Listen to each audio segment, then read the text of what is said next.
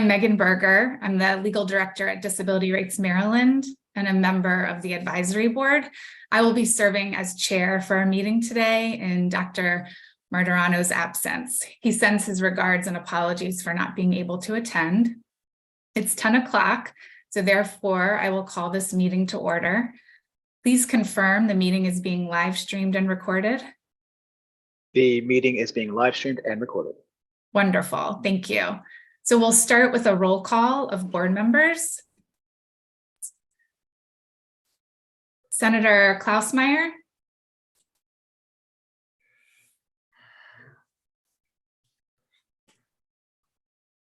Okay. Delegate Ebersol. Present. Karen Bailey.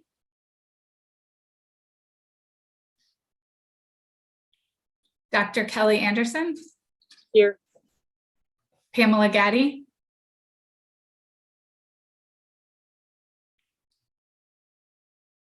James Bell. Here. Secretary Lopez. Hi, this is Angelique Salazan on behalf of Secretary Lopez. Secretary Schiraldi.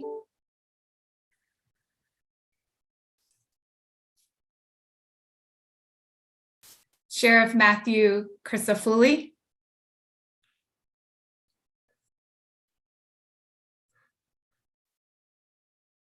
Chief Paul Kiefer.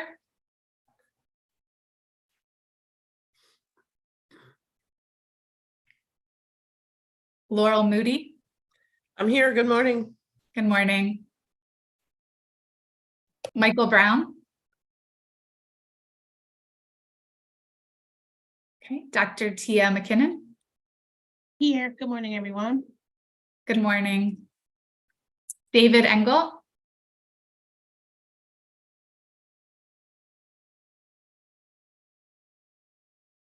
Claire Cabral.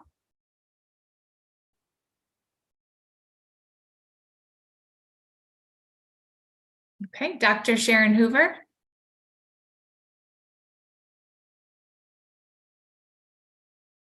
Thomas E. Albin. Here. Lee Nadine Oppenheim. I'm here. Good morning. Good morning. And Detective Lawrence Smith.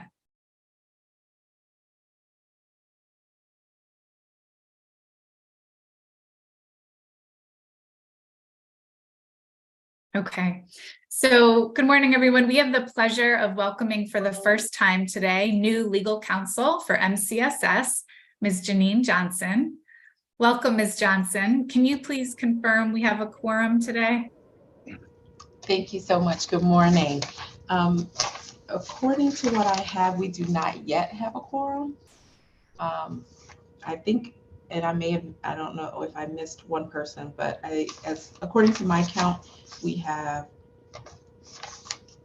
7 members in attendance. Okay. So if we don't have a quorum, we can continue with the meeting, but we will not, we won't proceed with any voting.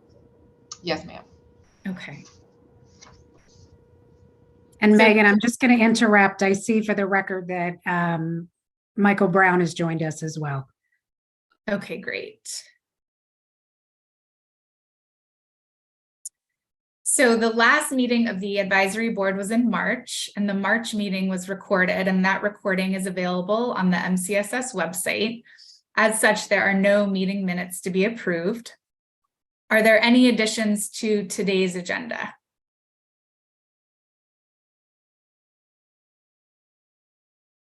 Okay, hearing none, do I have a motion to approve the agenda? So moved. Thank you, Delegate Ebersol. Do we have a second? Second. Okay, thank you. Any discussion? Okay, all in favor? Aye. Aye. Aye. Aye. Okay, so the motion passes and the agenda for today is approved. So we will begin our meeting with a recap of the recent legislative session relating to school safety. Kim Buckheit, MCS's Policy, Communication, and Engagement Manager, and Gifty Quarshi, MCS's Fiscal and Grants Manager, will lead us in this overview. Thank you, Megan. So yes, the legislative session end, as you know, we were watching a number of bills and looking at impact and our ability to assist and respond. So the three that are listed here on this slide did advance to the governor.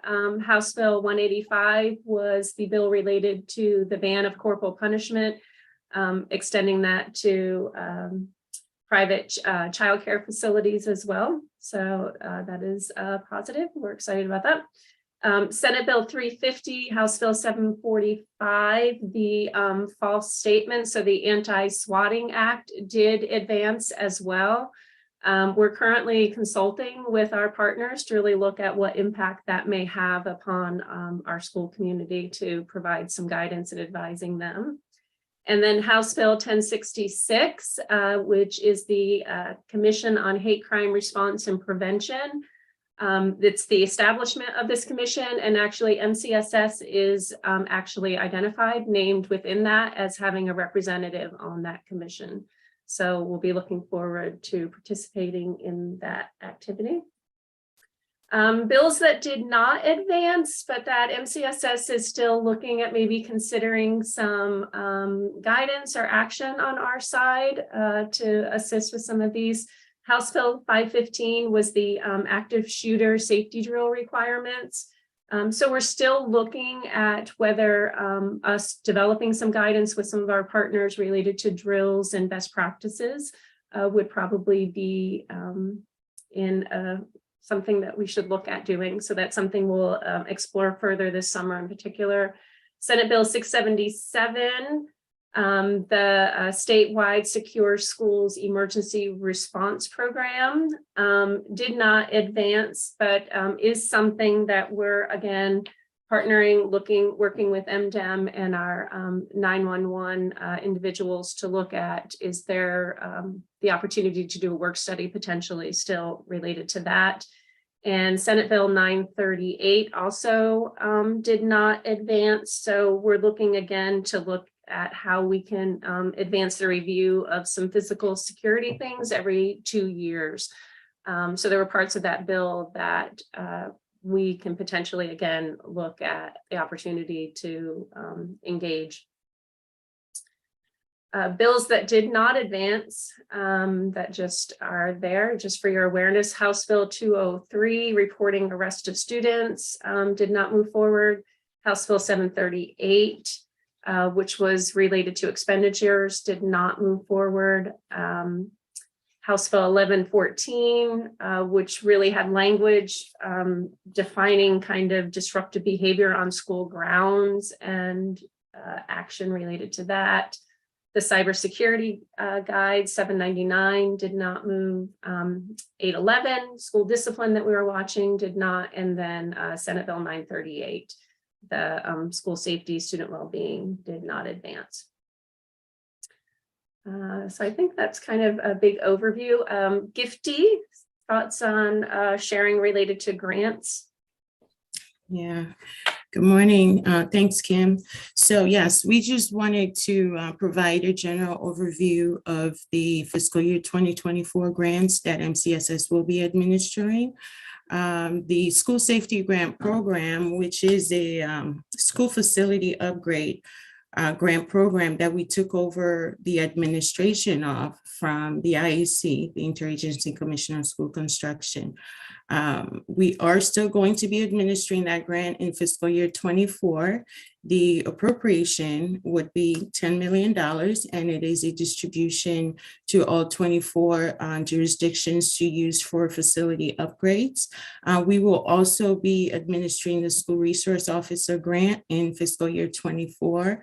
This is a grant that MCSS has been administering since fiscal year 20. We will be administering the hate crimes grant again this year, and the good news, 24. But the good news is that we have $1 million more than we did in prior years.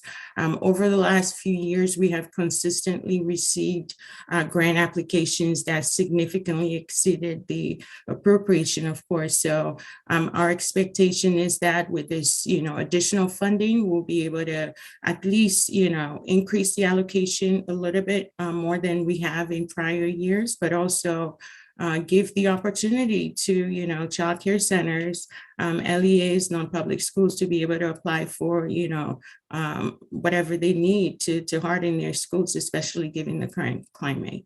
One of the other grants that we're going to be administering in fiscal year 24 is the school safety evaluation grant. So this is a grant that we administered first year in fiscal year 2019 as a result of the Safe to Learn Act, which required school systems to perform various safety evaluations at their schools.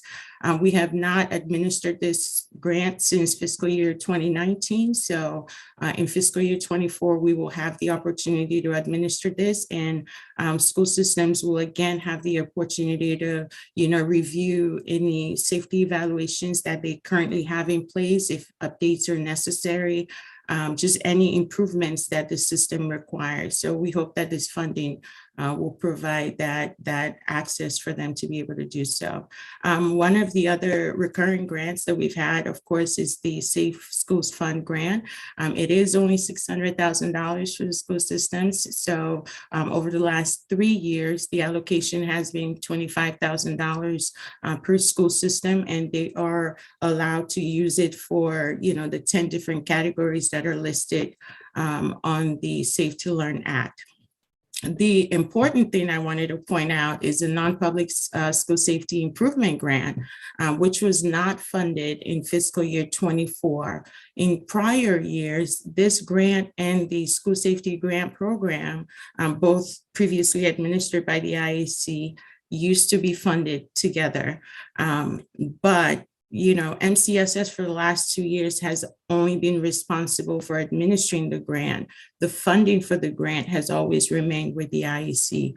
So while we're not able to provide any reason, as to why it was not funded, we felt it was important to let the advisory board know in terms of what the general grant outlook is for MCSS in fiscal year 24. Any questions? Gifty, this is Tom. Do you, the non-public school safety improvement grant, do you know what the value of that was to non-public schools? So yes, it's usually $3.5 million every year. To just non-public or to all? To all non-public schools. So non-public private, non-public special education schools. Yes, sir. Great. It's the DeGrange money. Yeah, I just didn't remember how much we lost. Okay. Yeah. Thank you.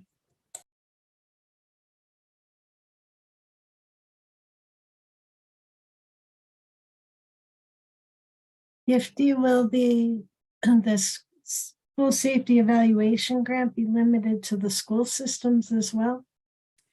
Yes, ma'am. So the school safety evaluation grant, in terms of the eligibility, is very much mirrored to what was allowed in fiscal year 2019, where it was only available to public school systems. So it is for at least the 2024 grant. It's taking the same format where public school systems will be able to apply to be able to use the funds for the same purposes, really, as in fiscal year 2019.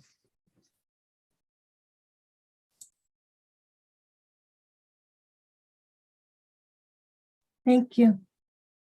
Thank you. Thank you, Ms. Qureshi and Ms. Buckheit. Is there any other feedback from board members related to the overview?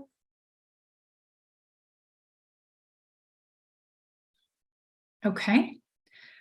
So the next few agenda items are for the purpose of providing information to board members, and we will be voting on them during our June 5th meeting. So the first item is for board members to consider our 2023-2024 school year meeting schedule. It's being proposed that meetings go to bi-monthly, with the first meeting to occur in October.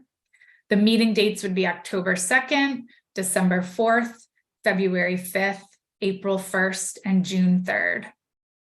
It's also being proposed that the board meet in person twice during the year, October 2nd and April 1st, and the other 3 meetings would be virtual. The meeting times would remain the same, 10 a.m. to 12 noon. Is there any feedback from board members related to this proposed meeting schedule? I have a question. I am, this is my first year serving on the board and all my meetings have been virtual. When they are in person, what is the location?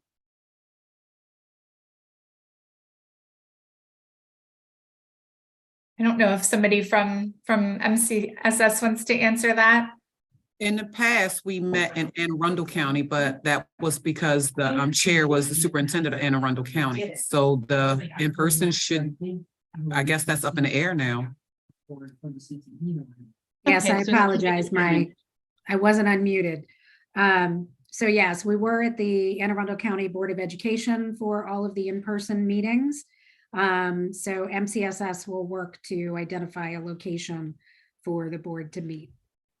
But typically we try to stay in the semi-central area, just so that most of the board members are sort of in that 95 corridor.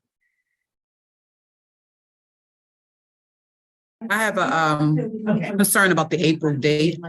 We're gonna be, okay.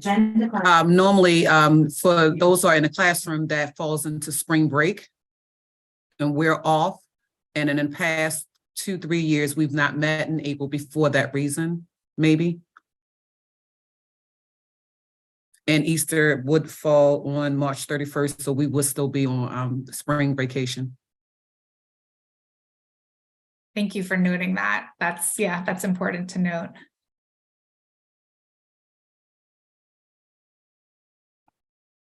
Does anybody else have feedback regarding the meeting dates or schedule? This is Tom, and I just would offer, and I don't know if it would be a consideration, but if you guys are looking for a place to meet, we certainly can look at where we have facilities. If you're interested. And then Kate, I'll just charge you guys $3.5 million to recoup the grant money for non-public schools. Does that sound like a deal? It sounds like a deal. Okay, but seriously, if you guys need facilities, we certainly can look at that. We appreciate that, Tom. Any other feedback? Okay, so hearing none, we'll move on. We're now going to review the outcome of our work group meetings. The first work group report out will be the threats and swatting. The threats and swatting work group, and MCS's Deputy Director, Joseph Mutoro, will lead us in this overview. Good morning, everybody. Trying to think who else we had on that work group with us. They can chime in, please. Summary of our discussion was the method by which the threat is received varies and response must be equally varied. So if it came in through just a phone call, one call and everything else, recommendations on how to handle all of that.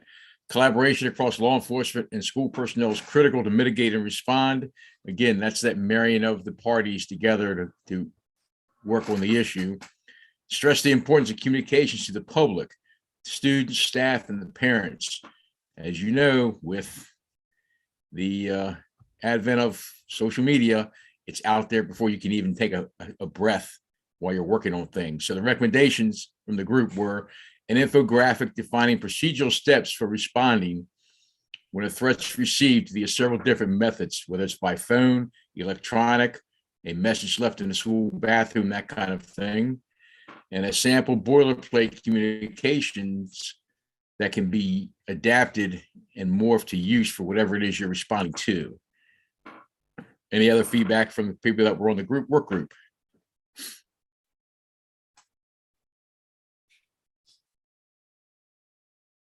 Hearing none, any questions for me?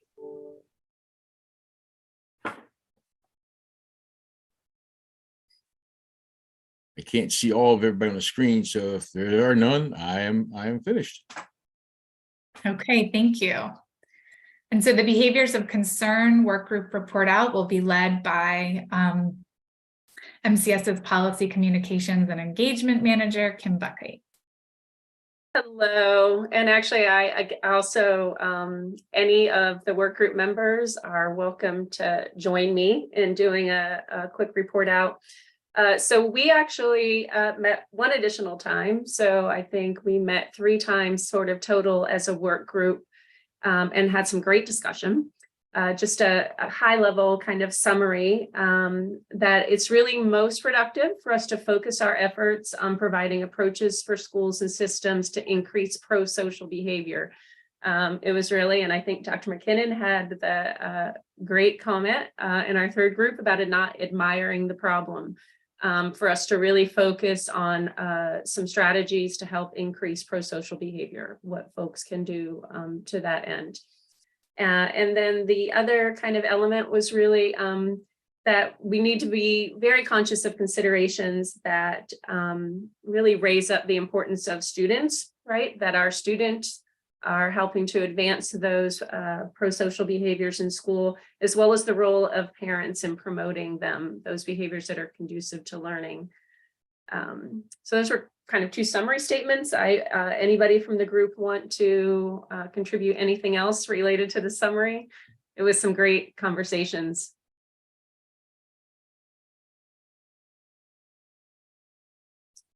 All right, so to that end, really then, where we landed as recommendations was to look at being able to develop a method where we can identify approaches that are proving effective within Maryland schools and methods that also have sort of an evidence-based element to them, so that there's some research in some way that's really kind of supporting why that methodology is proving effective. So to gather what's happening well across the state, and then to use that information to host a webinar series, 3, potentially 4 separate events over the course of this next year to really feature and promote those approaches. So to really put a spotlight on what's working with the intent that others could replicate those approaches to increase those behaviors within their own school. So again, anybody from the group, did I capture that well? Yes or no? Absolutely. Yes, I think you captured it well. Thank you. I agree. I agree. Does anybody have thoughts or questions?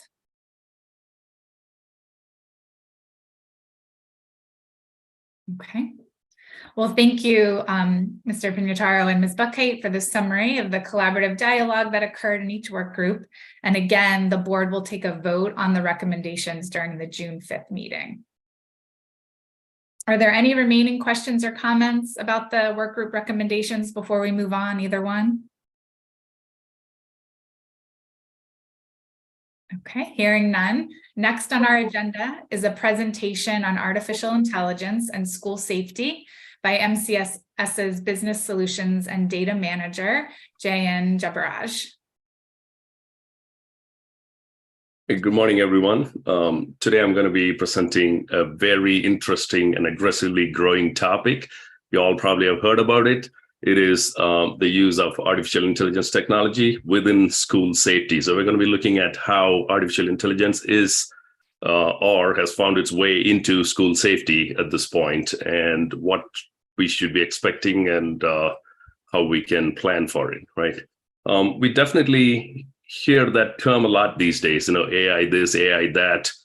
Just last week, you saw the entire music industry came to a halt because artificial intelligence was able to write and put music and create notes and create fake voices of the top artists, both Drake and Weeknd, and created a collab song and published itself. So just imagine the threat to a certain industry because the computer started thinking like a human.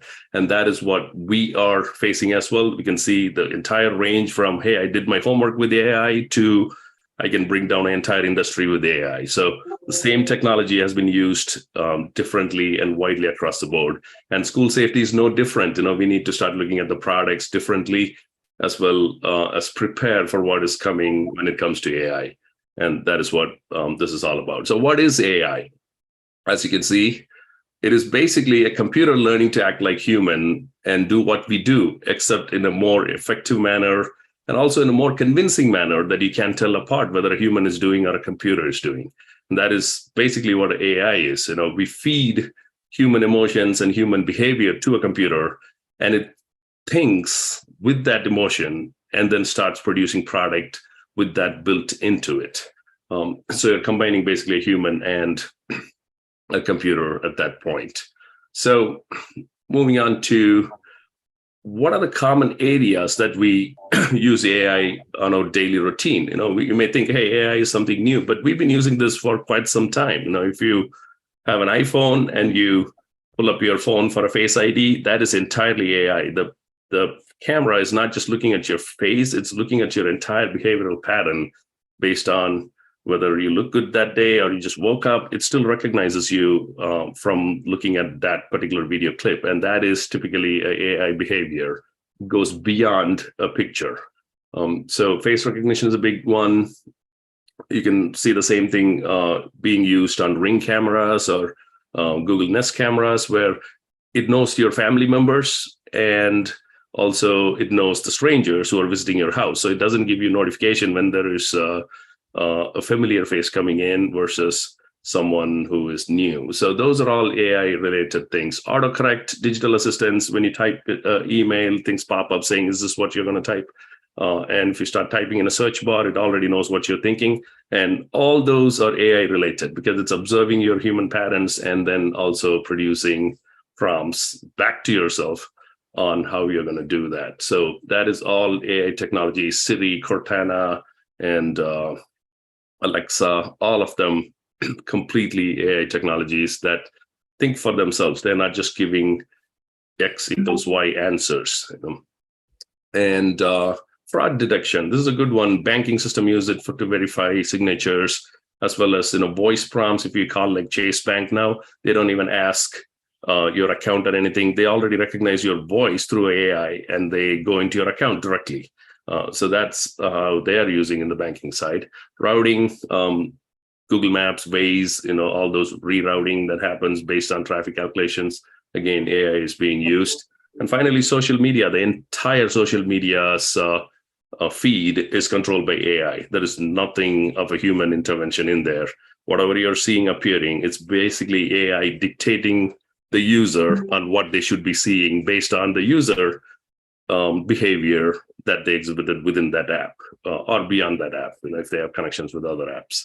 So it is a scary as well as a useful scenario where behavior is observed and then it's given back, and then the human follows the prompt after that. So that's what we normally use. But where does this apply to school safety? If you look at school safety, we have few products we see on the market today that are proposing AI as a solution for school safety challenges. They usually fall under these categories, whether it's weapon detection, video analytics, facial recognition, behavioral analytics, social media monitoring, and cybersecurity. If you look at the list, you can break them down into two different groups. One is hardware-based. The top four you see there, that is hardware-based systems. And the bottom two is software-based systems. So next slide, please. So with hardware-based systems, you look at primarily a hardware that is physically sitting, and this AI is there to augment the operations of that hardware. And that is how a hardware system works. For example, weapon detection systems, they involve two categories. You have the scanner-based systems, which is literally a metal detector with AI, right? And then the video footage-based systems where you can put in a whole bunch of video feed and AI sees what's wrong. So the first scenario with scanner-based systems, imagine a metal detector with human intelligence. So if someone tries to conceal a weapon in the shoe and then they go across this metal detector, but they're shaking the leg so vigorously, trying to avoid it and come out. But still, if it picks up, it puts a log in there. If this happens in Idaho, somewhere in a high school in Idaho, that message, that behavior, the pattern is learned by the AI that's distributed across the United States with all these machines. So someone tried to mimic the same behavior in Maryland, gets caught because the AI learned it from somewhere else, right? So as soon as the person started exhibiting that behavior, even if there's no weapon, the AI is already suspicious. It doesn't have to scan the weapon for it to identify that as a threat. So those sort of learned things, behaviors associated with the hardware that we normally see. The metal detector detects metal, and that's all it does. But now we have behavioral pattern attaching to the metal detector as well. So that is how you see the hardware augmented with AI these days. With video analytics through the lens of AI is a very popular approach where you feed multiple video feeds for the AI to process, and it does with human perspective. So it's looking, if you're looking for a gun or a knife, you feed the AI model thousands of pictures of what a gun looks like and what make and model it is, and how the object interacts with the human. In other words, how a person normally holds it versus how they would hold it during an aggression. So the AI knows if a security guard is walking in with a gun, it doesn't flag that. If a police is coming in with a uniform and a gun, it doesn't normally flag that. But compared to when someone is using it in a body language that is more with aggression, it immediately prompts that as one of the markers for notifications. So it'll immediately flag that and send notifications to authorities at that point. So you have those behavioral analytics and facial recognition triggered when there is a marker of aggression is exhibited within the video analytics. So that's how it kind of ties them all together. And behavioral analytics can be used to identify the climate of the school. And this is one of those things we send climate surveys and all that, how students feel. But AI is now literally going through thousands of hours of footage of a school, and it can tell if the students are happy, are they sad, are they angry, are they depressed, all those human emotions it can pick up from all the faces basically, and can also, give meaningful insights of that as well. Also, unusual emergencies, like if the AI detects unusual number of kids walking in an unusual pace or running in unusual pace in the hallway, it automatically triggers an alarm instead of some event happening. And if they're all bunching towards one area or running away from something, it knows the pattern of how to identify those scenarios as well. So those are all these are all real offerings from our vendors on the school safety spectrum. They are pushing high on these things. And finally, facial recognition here is that can be very useful if you combine that with a visitor management system. Just imagine like systems like Raptor or anything in the school, but normally right now, the person has to come in, we scan their IDs, run them through certain database to identify if the person can be there or not. With the facial recognition systems facing outward, someone coming into the campus, automatically it flags the person and says this person is not supposed to be anywhere near the campus, but he is, and it can also couple with notification to police automatically and all that.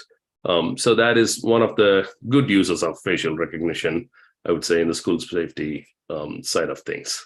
Now, let's move on to the software-based AI technologies that are used.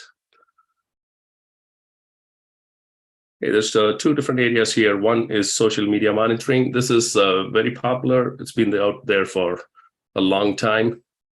This basically is going through every single publicly posted social media post, running constantly to identify any threats, whether it's a text or it is image-based. If someone is posting a picture with the weapon, or someone is writing about something or suicidal or anything of that sort, it picks up all those, and it can be geolocated as well. So it'll tell within this county this is happening, and we can take appropriate actions based on that. This is publicly posted social media. It's not cracking into someone's personal space. So that is a very popular social media recognition tool, as well as with cybersecurity. This is relatively a new ordeal. The cybersecurity has been very tight so far. Now, finally, they're starting to use AI, which not only does go through all the program and it tests by itself, runs checks to make sure that the firewalls and everything are properly configured and identify loopholes, and it automatically fixes that as well. So reluctantly, it'll run till it finds a breach, and then it'll patch that. So it is a really good technology, and Microsoft is actually pushing now with the system called Microsoft Copilot, which most people are starting to adopt in terms of cybersecurity measures. It's a very smart antivirus, basically, and it is an assistant to the cybersecurity officer to conduct and audit their own network and all that. So these are basically the areas that you see dominance that AI is producing within our school safety realm. And what are the advantages? So we see that with the help of AI, we can identify and respond to threats much faster and much smarter, right? So the time and the accuracy is really important here. So definitely in the time, it's going to be faster. In terms of accuracy, it is going to be very accurate down to facial recognition and identifying a person and all that. But it's also only as good as what you feed it. So if your data that you're feeding is not good, it's not going to perform well. So accuracy is one thing that's dependent on what you offer to the AI. And finally, reduction of cost on the overall security measures. This is like looking at the entire plan.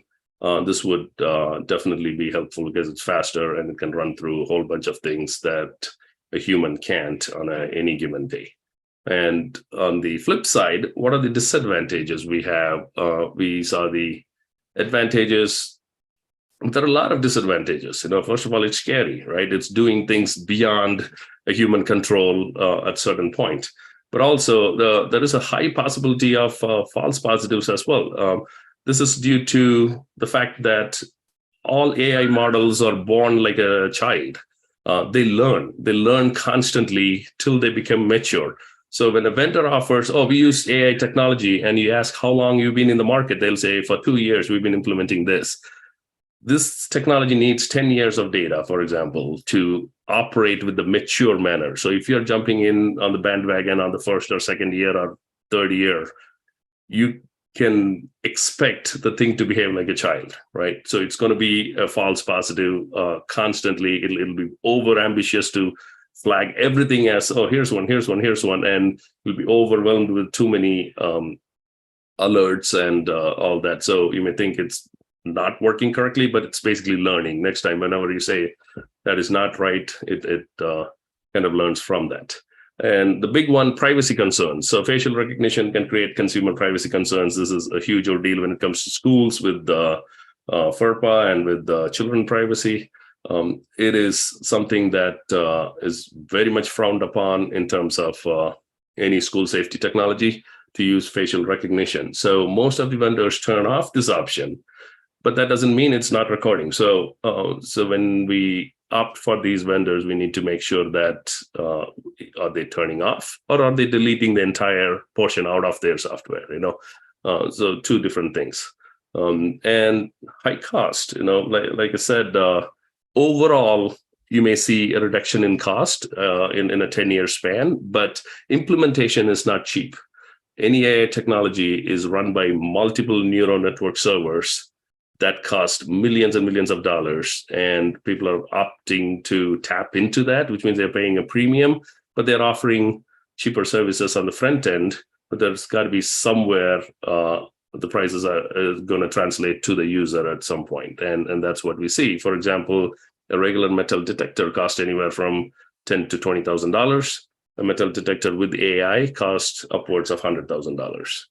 So that is a typical example of what you would see in implementation. If you're putting it across all schools, you're talking about 5 to 10 times more for all the efficient features that's offering compared to a traditional technology. And unemployment, this is a big one. Everyone asked this question. So is this going to replace humans? The short answer is yes. The long answer is humans need to be trained to do something else to augment the process. So, and that's what you see, reduction of jobs is an expected outcome. If you have multiple securities for a security checkpoint, one technology like this will reduce the number of people we employ to do that. And ethics. So this is a big topic. There's not enough research in this because it's a new technology, but there are some that's proven that what goes in and what the AI learns is what it comes out with in terms of making judgment calls. So what the AI is learning is basically from public internet, right? So all the journals that's ever been published, it's read that. All the comments that you see on Twitter, it's read that. So you look at those technologies and see that those are all biased technologies. People with certain agenda pushing, all the news networks, it's reading that. So that translates to how it's going to behave, even though it's reading everything. So it knows both the sides, but there is a biased programming that can automatically inherit because of what we are feeding the AI itself. And this can go in different fields, including school safety. So we need to address these things when we make these contracts with the vendors on how they are feeding and what they are feeding to their AI needs to be disclosed as well. And finally, lack of choices, right? So we have, at this point, there's only like 4 or 5 AI neural networks, and everybody else is tapping onto it. Every single product offered is based on this 4 or 5 artificial intelligence algorithms. And based on that, if 1 or 2 wants to dominate, that's what you have no choice. You'll have different flavors, but they're all going to tap into the same type of AI thinking and processing and judgment. So these are the disadvantages you see, and also the advantages we saw earlier. So what can we do about it? As a conclusion, the effectiveness of AI in school safety depends on how it's used, right? And the underlying technology that powers it. So if AI is a powerful tool, then can we use it to improve school safety? So this is where the big question comes into play. Should I go with AI technology or not? It's not an easy answer to say, but what I could say is, if you're going to implement AI technology, it should be considered as part of your comprehensive school safety plan. And what do I mean by that? Your plan for the school safety should be addressing both these advantages and the disadvantages. What are the contingency plans you have if these disadvantages started popping up, right? And all that needs to be addressed, as well as backup solutions and privacy concerns. And all those need to be addressed before going and saying, oh, this vendor just showed us something really awesome, we're going to implement it. So that would be a good way to look at it, instead of just looking at a product, but looking at its advantages and disadvantages, and have things in place within your plan to address whether it's on the good side or the bad side of this technology. So that is all I have. If you have any questions, feel free to ask.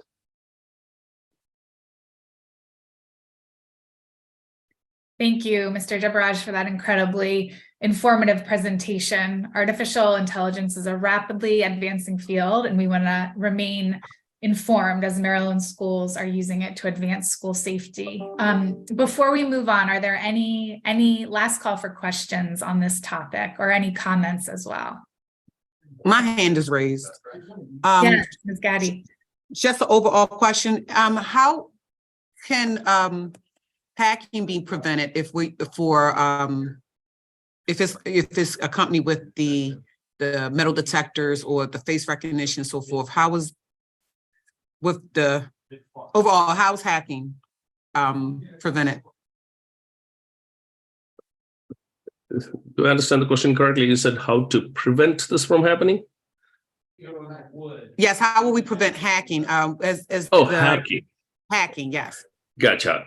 So most hacking is not as much of a concern these days. Cybersecurity certainly is a big concern, but with these technologies, like I said, these are basically 4 or 5 offerings, and they are massively big companies that have extremely good amount of security in terms of protecting their neural network, and then passing it down to other companies to tap into their APIs. And so you do your normal diligence. You involve your cybersecurity personnel from your jurisdiction to work with them and to make sure that they pass all those cybersecurity checks, and the company that you're procuring does have all those certifications they need to, and they've gone through the cybersecurity audits in terms of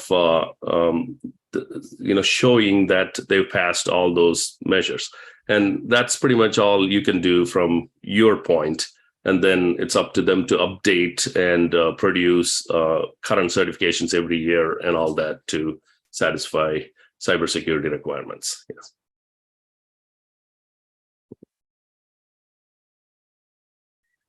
Yeah. Thank you. Any other questions? And if you do have a question, feel free to speak up. I can't see everybody who may be raising their hand.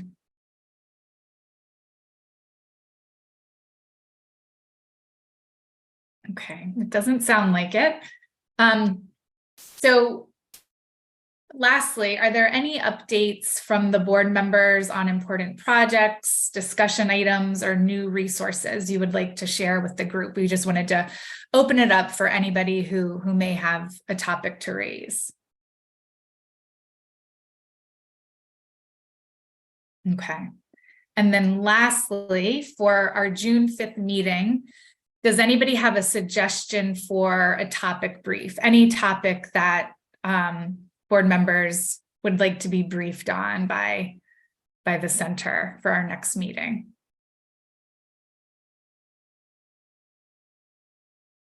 You can also place any topics in the chat as well. Megan, this is Laura Moody. Is it reasonable to request, since that's kind of our last meeting of this season, to maybe have a review of key events across the state at this last meeting? School safety events. Could be positive, could be not so positive. Just like a summary. That sounds reasonable. I'll turn it over to Kate to see if she has thoughts on that. Yeah, we absolutely can. Laurel, what sort of events are you looking for? Are you looking for incidents that have occurred or activities that have happened, sort of progress that's been made, or sort of a combination of everything? I think a combination would be good. Just, like a summary, if there were, some key incidents, but also certainly as we're trying to brainstorm some of these strategies and best practices, if there were successes or, just as a summary of positive events. Mm-hmm. Sure, we can absolutely do that. That's a great idea. Anybody else have suggestions?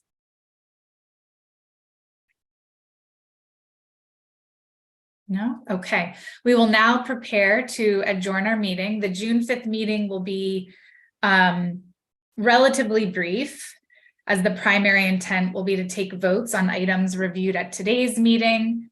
So please plan to attend the June 5th meeting to vote, and hopefully we'll also have sort of a summary of events as we just spoke of.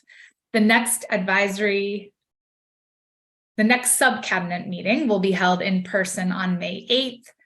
And as said, our advisory board will of course be meeting on June 5th. And so do I have a motion to adjourn? So moved. This is Tom.